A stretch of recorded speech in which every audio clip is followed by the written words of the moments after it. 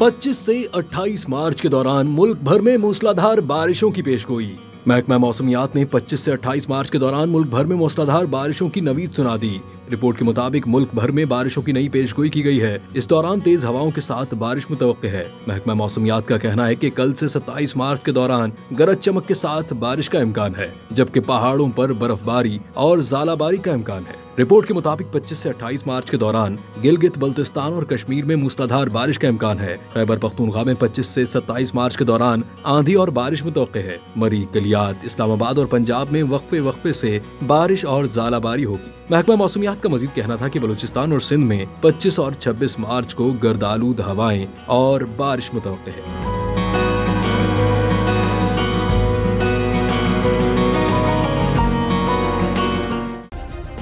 Subscribe करें और bell दबाएं ताकि कोई खबर रह न जाए।